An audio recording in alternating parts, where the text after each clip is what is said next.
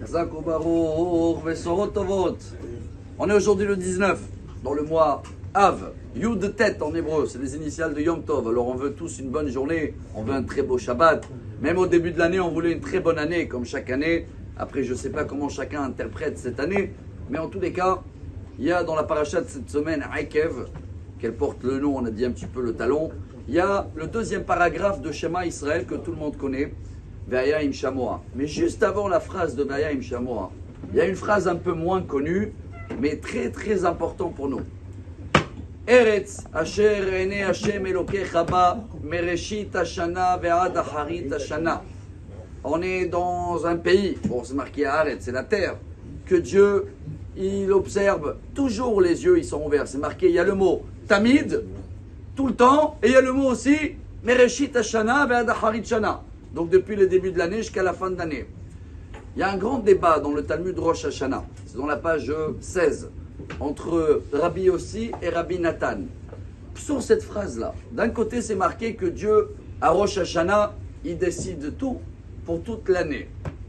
Et c'est ce qui va se passer depuis le Rosh Hashanah de l'année dernière. Le jugement a été fait jusqu'à le Rosh Hashanah de l'année prochaine. Mais d'un autre côté, il y a le mot Tamid. C'est quoi Tamid en hébreu? À chaque instant. Alors quoi? Tout a été décidé déjà à Rosh Hashanah. Ça, c'est la première avis de Rabbi Yossi. Rabbi Nathan, il dit non.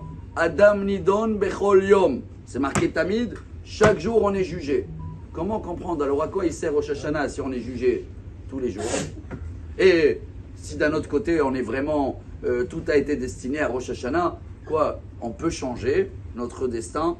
C'est vrai que répondre en 2 minutes à ça, c'est compliqué. Mais on va essayer de partager très très beau message.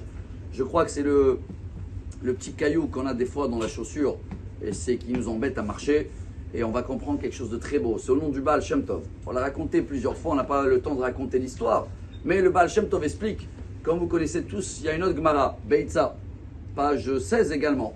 Là-bas, la Gemara, elle dit que tous les frais, Kol Otsaotav Shel Adam Mitishrei à Tishrei, Chutz Mitishrei, tout ce qu'on va sortir financièrement a été tranché depuis Tishrei, sauf les frais de Tishrei. Et chaque fois, on le rappelle, Tishrei, c'est les initiales de Taf, c'est Torah, Shin, c'est Shabbat, Resh, c'est Rosh Chodesh, Yud, c'est Yom Tov. Donc tout ça, tu peux dépenser, c'est pas de la caisse générale de l'année. Mais ça parle que de Parnassa. Nous, on veut comprendre pas que la Parnassa, la santé, surtout le moral, chers amis. Le Baal Shem Tov disait à ses élèves, chacun dans quoi il va travailler, combien il va gagner, ça a été décidé à Rosh Hashanah. Par contre, comment toi tu vas te comporter dans la journée? C'est le même travail, hein. C'est le même patron, peu importe. Est-ce que tu vas avoir le moral? Tu vas être joyeux? Ça, c'est chaque jour, tu es jugé selon ta émouna, selon ton sourire. Si tu prends les choses bien, le travail est le même. Mais la vie, la qualité de vie, c'est pour ça qu'il y a tout de suite après le schéma Israël. Les ma'an irbu yemechem, vime benechem, c'est des journées belles. Et juste avant, c'est marqué les ma'an ta'arich ou yamim ala adama, longue et belle journée en bonne santé. Donc même si le budget, le travail, tout a été décidé à Rosh Hashanah, mais dans quelle ambiance et de quelle morale et de quelle humeur tu seras dans la journée, ça c'est jugé tous les jours. Alors si des fois tu te lèves et tu as le petit caillou dans la chaussure, vous savez c'est gênant, tu ne peux pas l'enlever. Tu sais que tu peux l'enlever. Si tu l'enlèves, tu vas marcher mieux. C'est ce que le message de la paracha. Quand tu sens qu'il y a un caillou, tu n'es pas bien, enlève le caillou. Fais ce qu'il faut pour être joyeux.